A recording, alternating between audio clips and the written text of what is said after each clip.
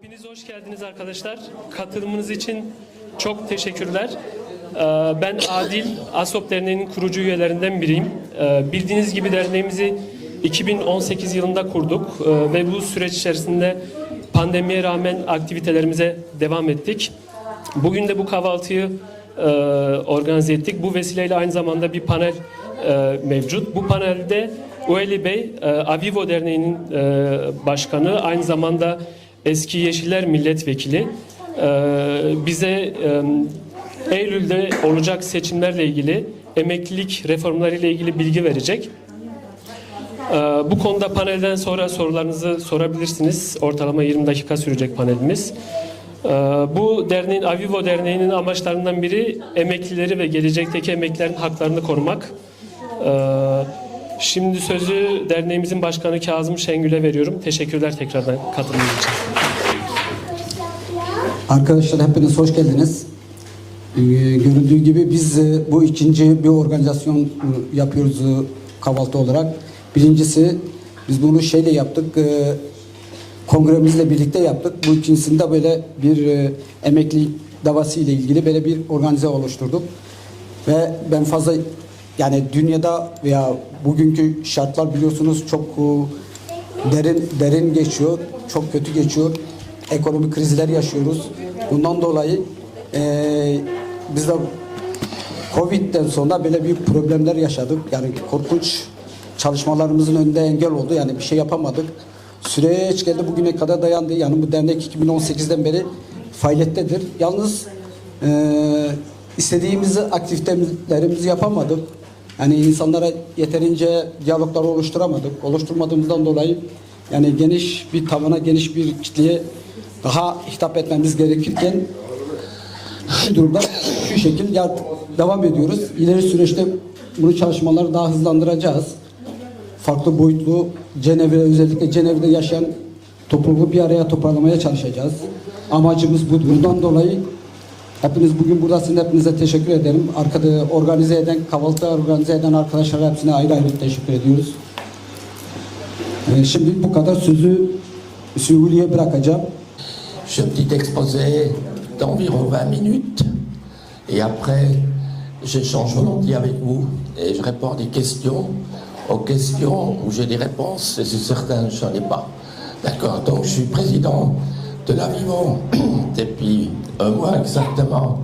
J'étais avant pendant 3 ans dans le comité, 4 ans dans le comité et 3 ans vice-président. Voilà, donc je vais vous parler d'abord un tout petit peu de l'historique de l'AVS et de dire comment elle fonctionne, pas dans les détails, et vous parler des votations du mois de septembre. Vous savez, une votation importante, la dite AVS 21 réforme, qui veut punir les femmes en les faisant travailler une année de plus pour les mettre à la retraite en 65 ans. Je vais me permettre de m'asseoir, c'est plus simple techniquement. C'est le principal pilier de la prévoyance vieillesse. Et survivant en Suisse, on l'appelle le premier pilier parce qu'il y en a 3. L'AVC obligatoire a pour but de couvrir les besoins vitaux d'une personne assurée en cas de retraite et de décès. Il y a une longue histoire pour arriver que la Suisse instaure une retraite pour les travailleurs. C'était une des revendications importantes pendant la grève générale en Suisse en 1918. Vous arrivez à me comprendre? C'était en 1918 c'est la seule grève générale qu'il y a eu en Suisse, où par ailleurs l'armée est intervenue contre les ouvriers qui manifestaient. Ici une image à Genève, et une des revendications, il y avait 8 revendications que les grévistes posaient. Une de ces revendications était l'introduction d'une rente en cas de vieillesse et invalidité. C'est 1918. Et c'est qu'en 1949 où finalement l'AVS était introduit en Suisse Et c'est pour la première fois en 1949 que les gens ont pu toucher une toute petite rente. Il y a eu des étapes. Le Parlement avait déjà en 1925 en principe décidé, vu qu'ils avaient peur des ouvriers, la grève générale avait monté, que les gens pouvaient se mobiliser. Par la suite, il y a eu un référendum contre un premier projet d'AVS que la majorité des peuples et des cantons ont refusé. Et comme je vous ai dit, c'est finalement en 1947 que le peuple a décidé majoritairement d'introduire cet AVS. Aujourd'hui, en Suisse, le système pour la vieillesse, l'invalidité, c'est 3 piliers. En fait, les 3 piliers ici, ils les ont mis tous la même largeur. Mais en fait, il y a le deuxième pilier qui est très mince, beaucoup de travailleurs. Et le troisième pilier, il est encore plus mince. Et si vous posez un toit sur des piliers qui sont tellement inégaux, vous avez compris, le toit s'écroule. Et souvent sur la tête des gens, quand ils sont à la retraite ou s'ils sont à l'invalidité. Donc, le premier pilier est obligatoire. C'est le travailleur et l'employeur qui verse des cotisations et les indépendants y versent les 2 parties des cotisations. Il est prévu dans la Constitution que ce premier pilier, que cet AVS devait suffire pour pouvoir vivre au moment de la retraite. Quand on va regarder les chiffres, ou ceux qui touchent actuellement une rente, vous voyez, c'est tout simplement pas possible. Donc, il y a le deuxième pilier qui était introduit, c'est le système des caisses de retraite et caisses de pension, où il y a plusieurs centaines de différentes caisses en Suisse qui coûtent beaucoup au niveau de l'administration, l'argent qui est placé dans les actions.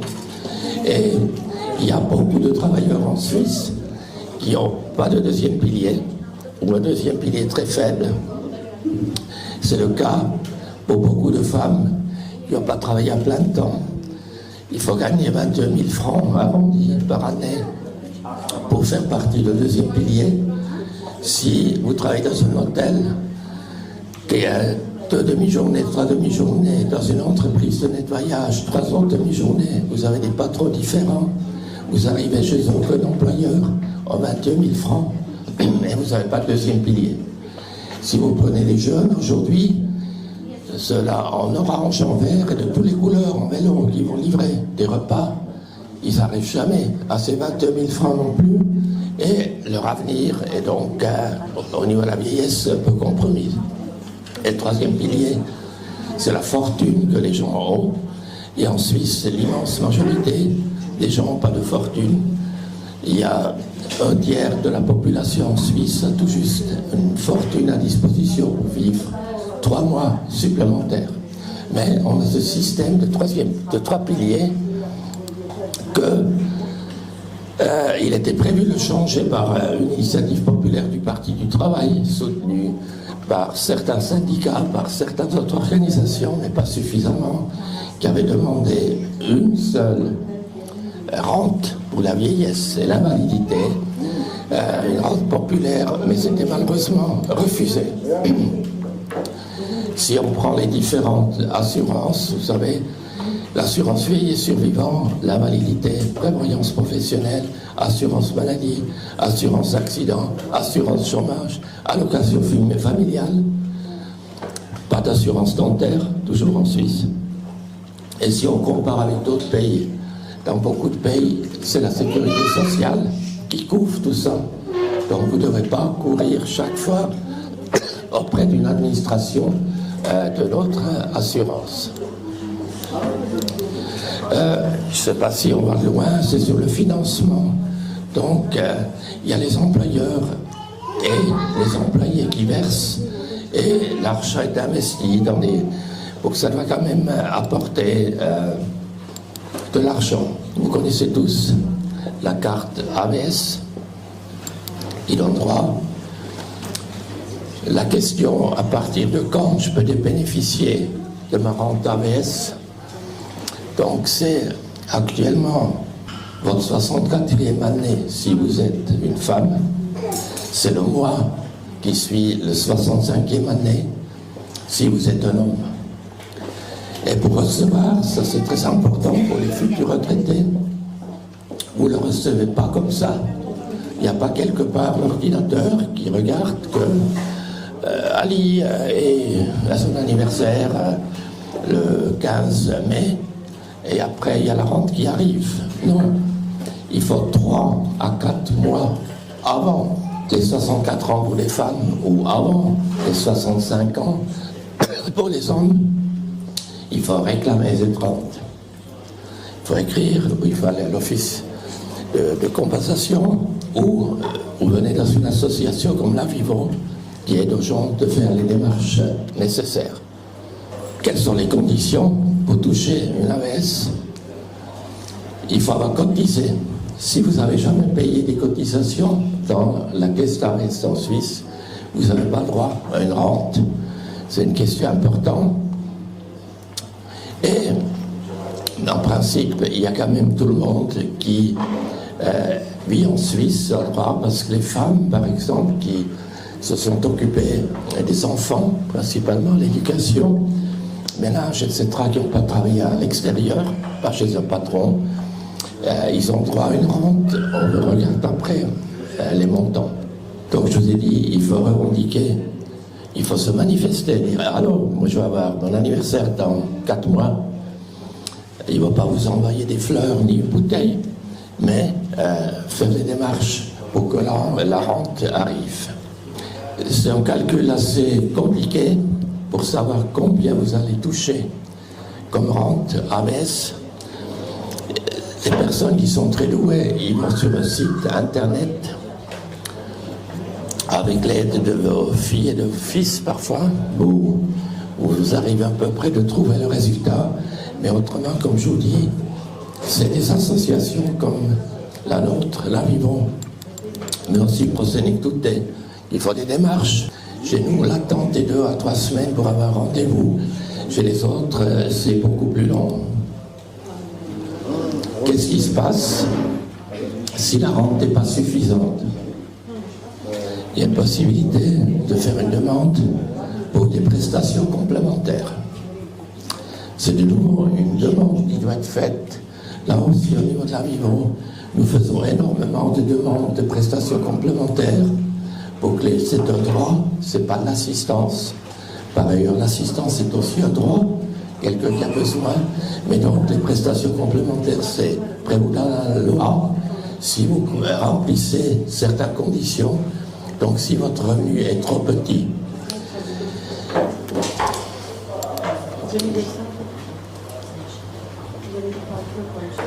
Il faut savoir que la rente minimale actuellement d'AVS, depuis janvier 2021, où elle était augmentée de 10 francs, elle est de 1195 francs, sous condition que vous avez travaillé carrément 40 ans.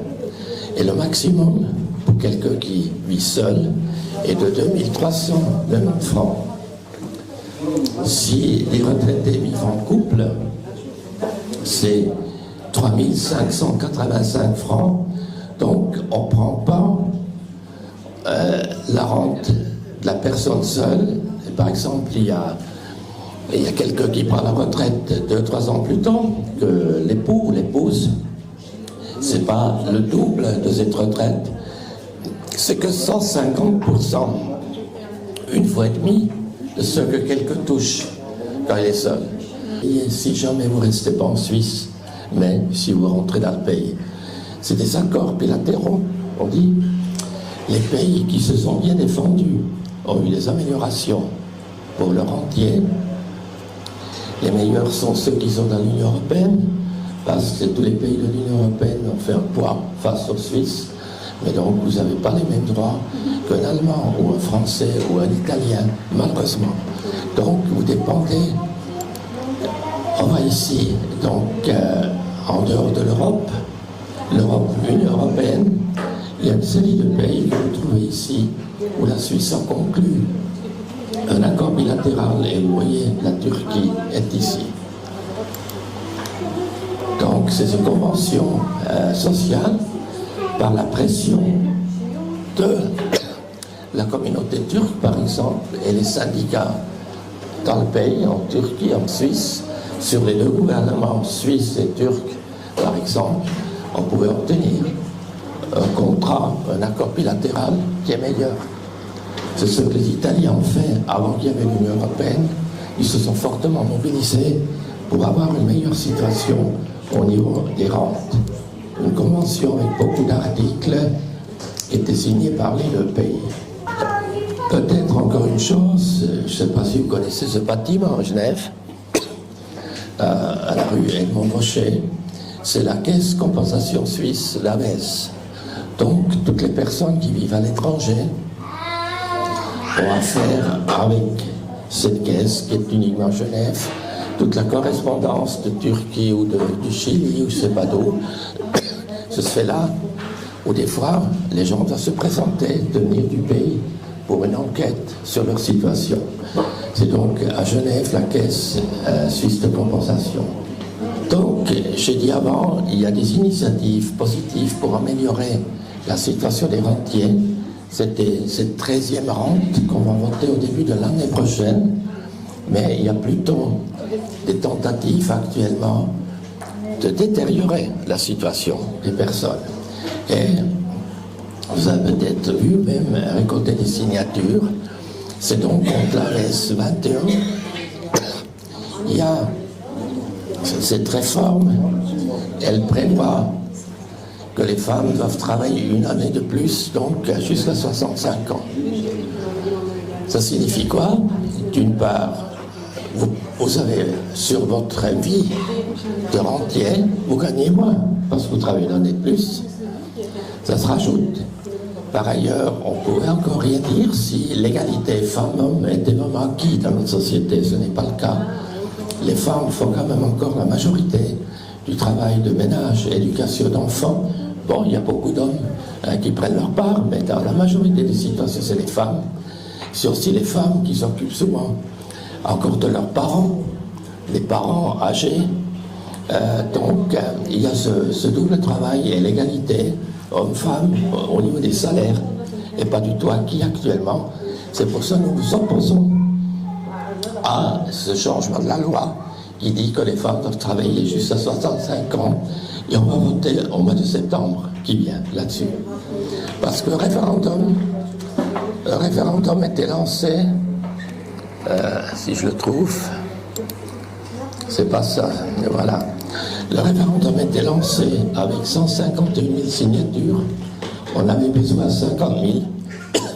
Et les mois qui viennent doivent être consacrés à l'explication de la population pour quelles raisons il ne faut pas accepter cette réforme qui pénalise les femmes. On dit toujours que l'AVS va mal au niveau de la rentabilité, mais actuellement l'AVS est dans les chiffres noirs, les bénéficiaires, et cette réforme qui va imposer devrait économiser 10 milliards de francs.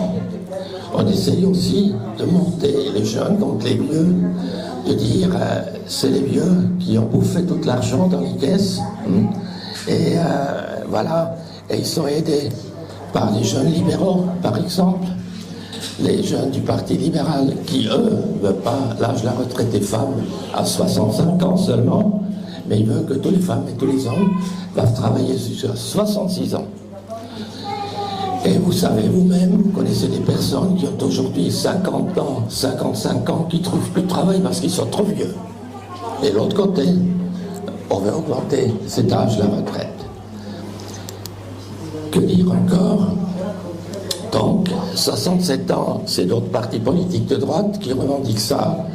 Et c'est pour nous un premier, cette votation du mois de septembre est un premier essai.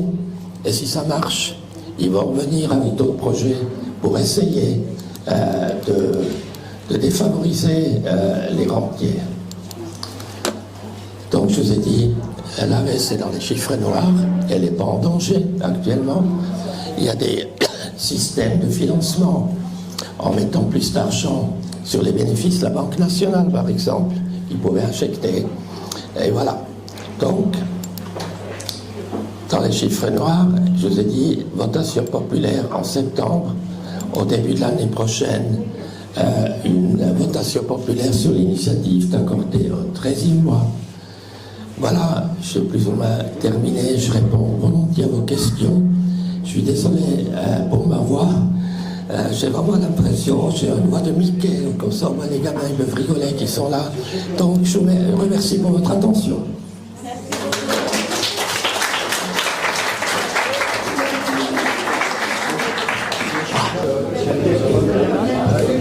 Oui, bonjour et merci pour la présentation qui était très bien. J'ai bien aimé. J'ai une petite question par rapport. Donc, en septembre, si j'ai bien compris, il y a une votation pour avoir 13 fois un salaire AVS. C'est ça, c'est le 13e salaire. Est-ce que vous pouvez répéter, s'il vous plaît? Oui. Donc, si j'ai bien compris, en septembre, il y a une votation pour que les personnes retraitées reçoivent le 13e salaire ou... Non. Non. 13e rente. Si les femmes doivent travailler une année de plus. Ah, d'accord. Et au début de l'année prochaine, on va voter si tout le monde devait recevoir une 13e rente AVS. D'accord. Oui, merci. Et par rapport au vote sur le 13e salaire, donc si j'ai bien compris, les chiffres sont en noir, du coup, il n'y aura pas donc l'argent sera de toute façon repris de la caisse, il n'y a pas une augmentation, je ne sais pas, de la TVA ou autre chose. Non, c'est pas prévu. Et ceux qui ont lancé l'initiative pour le 13e mois, donc c'est les syndicats, les grandes centrales syndicales et les partis de gauche, la Vivo et d'autres. Il y a des calculs qui sont faits qui montrent qu'il est tout à fait possible de financer ces 13e mois. Nous, on a une autre préoccupation après. Et ça, il faut voir au niveau cantonal, si on veut vraiment améliorer la situation des rentiers, c'est 13e mois, et l'autre, c'est une augmentation des prestations complémentaires au niveau du canton. D'accord, bon, merci. D'autres questions? Başka sorusu olan var mı? Sonuç itibariyle bu sorun herkesi ilgilendiriyor bence. Çünkü Türkiye'ye dönmek isteyen insanlar var. Türkiye'ye dönerken de bazı sorunlar oluyor. Çünkü az önce bahsettiğim gibi Türkiye ile İsviçre arasında bir konvansiyon var. Acaba emekli maaşınız kesilecek mi? Türkiye'ye göre mi ödenecek yoksa İsviçre'ye göre mi ödenecek? Bence bunlar önemli sorular. Yani karar almadan önce bunları yapmanız gerekiyor. Onlarla arasında bir sözleşme değişmez ki. Değişmiyor ama ona göre siz kararınızı farklı bir şekilde alabilirsiniz.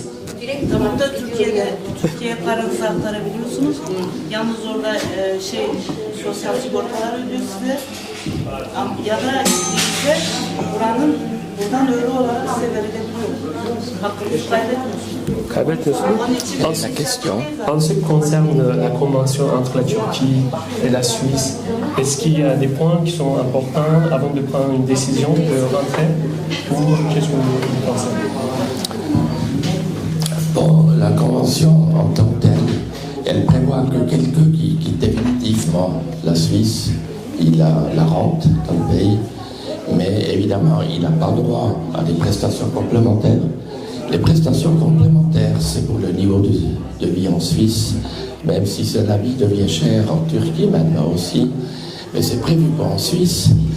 Et ce qui est aussi important pour les gens qui ne rentrent pas définitivement, en fait, qui vivent ici et qui vont de temps en temps en Turquie, il est important que vous n'allez pas plus longtemps que 3 mois.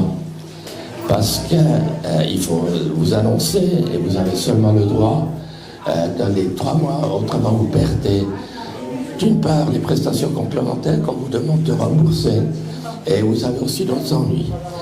Il y a ce qu'on appelle les mesures auxiliaires. C'est par exemple pour un appareil auditif.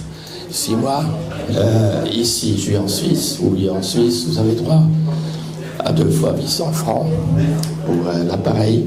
Quand vous êtes en Turquie, vous n'avez pas le droit, par exemple. Il y a d'autres mesures qu'on n'a pas le droit quand on est dans le pays d'origine. Mais quelque chose de très important, pensez-y, ceux qui sont concernés, ou vos parents ou grands-parents, si vous partez plus que 3 mois, vous avez des ennuis quand vous revenez à cause des prestations complémentaires. Merci. Soru sormak istiyorsanız buradan sonra. Si on ne touche pas prestations complémentaires, on peut rester plus longtemps. Oui, donc, Il n'y aura pas de contrôle, je veux dire, ils n'ont pas le droit d'enlever la honte. Non, mais si, vous devrez quand même vous annoncer, vous devez écrire une petite lettre à la caisse de compensation où vous dites moi je vais partir pour 6 mois pour telle et telle raison, vous ne dites pas que c'est pour des vacances dans le pays, comme ça il n'y a pas de problème, ou eux ils vont vous demander des choses. Mais pas les prestations complémentaires, c'est pour la rente ordinaire. Başka sorusu olan var mı bu konuda? Des questions? Vous trouvez aussi notre bulletin d'information mensuel, vous pouvez vous servir. Si vous avez des seniors dans votre entourage qui veulent prendre des cours d'informatique, on a développé un cours spécifique pour les retraités qui est la dame la plus âgée, dans 92 ans, qui suit les cours actuellement. C'est très apprécié. Donc vous avez tout ça là-bas, des prospectus, vous pouvez aussi vous servir du stylo. Voilà, je m'arrête là. Je vais chanter la prochaine fois l'international avec vous, j'espère, au 1er mai. Et merci pour votre invitation.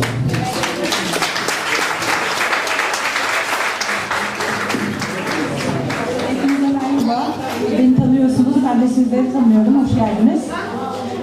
Ben özellikle kadınlarla ilgili birkaç şey söylemek istiyorum. Bazı organizasyonlarımız olacak kadınlarla ilgili. Gitmek istediğimiz yerler var, yapmak istediğimiz şeyler var. En azından birazcık kadınları yoruldukları ortamdan biraz dışarıya çıkarmak adına bir organizasyon planlıyoruz.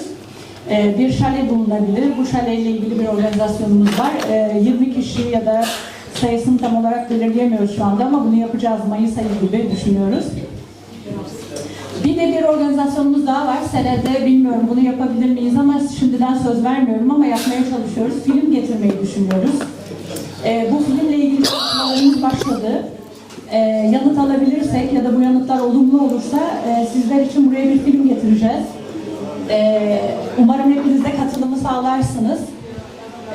Film özellikle kadınları ilgilendiren bir film olacak. Tabii yanında erkekleri de ilgilendirecek. Çünkü sonuç itibariyle hep birlikte yaşıyoruz burada. Onun dışında önerileriniz olursa kadınlar olarak özellikle çok isterim duymak, bilmek. Çünkü sonuç itibariyle hepimiz birlikte olursak çok daha iyi şeyler yapabileceğimizi düşünüyorum. Çok daha iyi şeyler ortaya çıkartabiliriz kadınlar konusunda.